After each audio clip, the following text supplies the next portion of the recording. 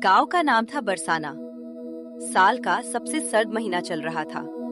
आसमान कई दिनों से धूसर था, जैसे किसी ने धूप को कैद कर लिया हो। ठंडी हवा हड्डियों तक चुभ रही थी और ऊपर से लगातार बारिश रुकने का नाम ही नहीं ले रही थी। इसी गांव में रहता था रामदीन, एक गरीब किसान। उसकी उम्र 50 के करीब थी, लेकिन मेहनत ने उसे समय से पहले बूढ़ा बना दिया था।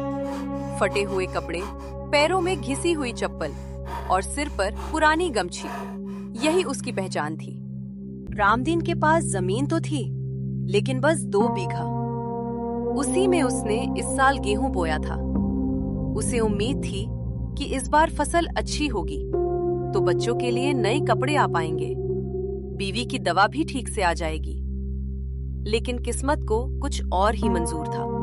पिछले 3 दिनों से बारिश लगातार हो रही थी।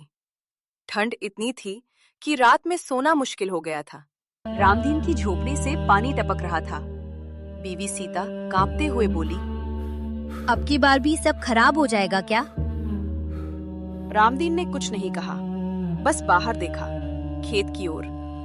उसे लगा जैसे उसकी मेहनत, उसके सपने सब पानी में बह रहे हों। सुबह होते ही रामदीन बारिश में भीगता हुआ खेत की तरफ चल पड़ा। हवा इतनी तेज थी कि शरीर कांप रहा था। खेत में पहुंचा तो दिल बैठ गया। पानी खेत में भर चुका था।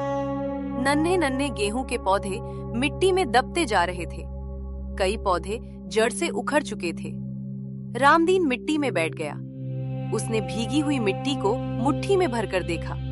धीरे से बोला, हे भगवान, अब क्या बचे? घर लौटते समय उसका बेटा मोहन दौड़ कर आया, सिर्फ 10 साल का।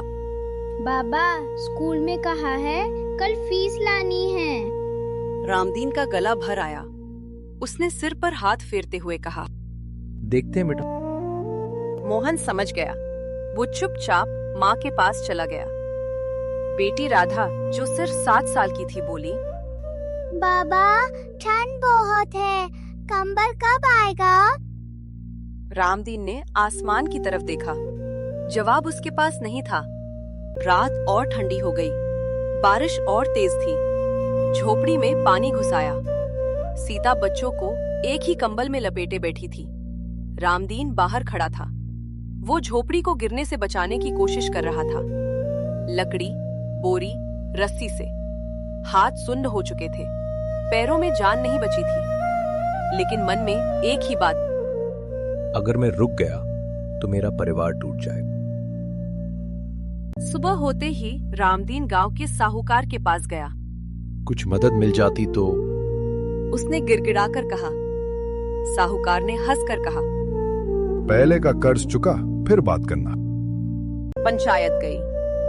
वहां भी सिर्फ कागजों की बात हुई, मदद नहीं। रामदीन लौट आया और भी टूटा हुआ। तीसरे दिन बारिश थोड़ी थमी। आसमान में हल्की सी रोशनी दिखी। रामदीन फिर खेत गया। कई फसलें नष्ट हो चुकी थीं, लेकिन कुछ पौधे अब भी खड़े थे, कमजोर मगर जिंदा। रामदीन की आंखों में आंसू आ गए। वो बोला, तू भी मेरी तरह लड़ रहा है। उसी समय गांव के कुछ किसान वहां आए। सबकी हालत एक जैसी थी। एक किसान बोला, अगर हम सब मिलकर नाली बना दें तो बची फसल बच सकती है। रामदीन की आंखों में पहली बार चमक आई। सब किसान मिलकर काम में जुट गए। ठंड, कीचड़, गीले कपड़े, सबके बावजूद रामदीन सबसे आगे था। हाथ कांप रहे थे, लेकिन हौसला मजबूत था। दिन ढलते ढलते खेत से पानी निकल गया। जो बच सकता था वो बच गया। कुछ हफ्तों बाद बारिश पूरी तरह रुक गई। धूप निकली। फसल कम थी, पर पूरी तरह खत्म नहीं हुई थी। सरकार से थोड़ी मदद मिली। गांव वालों ने भी साथ दिया। रामदीन ने बच्चों के लिए कंबल खरीदा। मोहन की फीस भी भर दी। सीता ने मुस्कुराकर कहा, ठंड और बारिश हमें तोड़ नहीं पाई। रामदीन ने खेत की ओर देखते हुए कहा, किसान अगर हार मान ले तो धरती भी रो जाती।